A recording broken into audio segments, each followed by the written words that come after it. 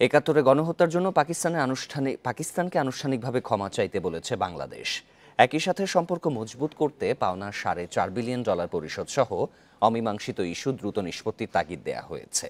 এ বিষয়ে আলোচনা করতে এবার রাজধানী ধানমন্ডি থেকে আমাদের সাথে যোগ দিচ্ছেন সাবেক কূটনীতিক রাশেদ চৌধুরী। আপনাকে স্বাগত। শুরুতে জানতে চাই, একাত্তরে গণহত্যার জন্য পাকিস্তানকে আনুষ্ঠানিকভাবে ক্ষমা চাইতে বলেছে বাংলাদেশ। ইসলামাবাদ কি ক্ষমা চাইবে বলে আপনি মনে করেন? বান্ডেল থাকলে প্রতি সেনমানিতে টাকা বাঁচবে।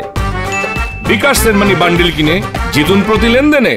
এটা তো আমরা অনেকদিন থেকে চাচ্ছি, তবে যদি পাকিস্তানে যদি কোনো সরকার থাকতো, ইমরান খানের অথবা গণতান্ত্রিক, এখন যে সরকার এটা হলো সিভিলিয়ান সরকার হলেও এটা আর্মির উপরে নির্ভরশীল, পাকিস্তান আর্মির উপরে।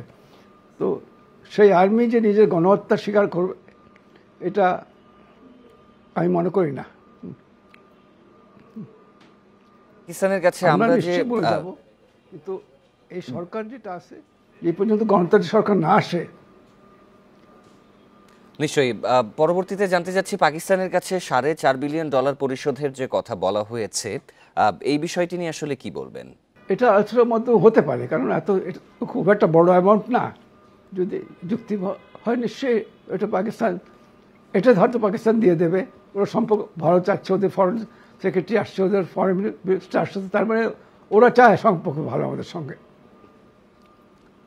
আরেকটি বিষয় জানতে চাই, যে আটকে পড়া পাকিস্তানিদের ফেরত নেওয়া সহ আরও বেশ কিছু অমীমাংসিত বিষয় রয়েছে, এসব কি নিষ্পত্তি হবে বলে আপনি মনে করছেন? না হলে সম্পর্ক কি জোরদার হবে দুই দেশের মধ্যে?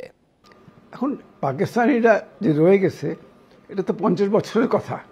এর মধ্যে তো অনেকে বড় হয়ে গেছে, অনেকে চাকরি নিচ্ছে, পড়াশোনা করে বাংলা শিখে টিকে। ওরা তো এখন আর ওই পাকিস্তানি হলো না, তো ওদেরকে তো জোর করে পাঠানো যাবে না। তো এটা আমার মনে হয় খুব একটা বাস্তব, আমাদের এটা খুব একটা প্রেসিং ডিম্যান্ড ইস্যু না। ইস্যু হচ্ছে যেটা হচ্ছে যে পাকিস্তান, যেটা আমরা বলছি যে আমাদের পাওনা টাকা এগুলো, এবং সম্পর্ক ভালো করার জন্য গণহত্যার জিনিসটা যদি ক্ষমা চায়, এবং এখন ওরা যেটা প্রফেসর বললো, আমরা সামনে বাড়তে চাই। কারণ আমাদের পররাষ্ট্রনীতিতে আমরা চাচ্ছি যে সবার সঙ্গে ভালো সম্পর্ক, একটা ব্যালেন্স সম্পর্ক, এই আমাদের যে রিজনের জন্য, স্টেবিলিটির জন্য, বাংলাদেশ স্টেবিলিটি, ইন্ডিয়া, পাকিস্তান এবং অন্যান্য সার্ক দেশ মিলে।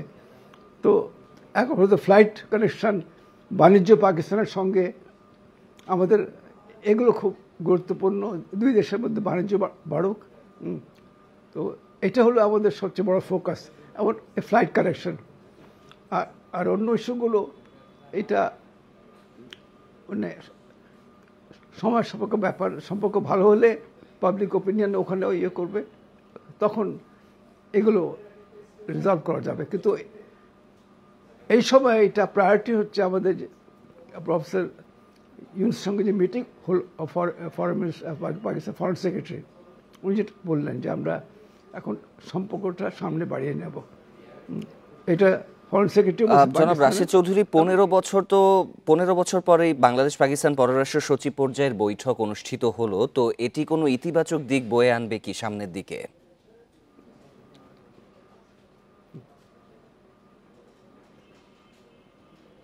মনে হচ্ছে ইতিবাচক, কারণ এটা পাকিস্তানের ইনিশিয়েটিভ হয়েছে, এবং এরপরে Pakistan foreign minister, deputy prime minister, foreign minister আসতেছে। তার মানে পাকিস্তান এবার সিরিয়াস মনে হয়।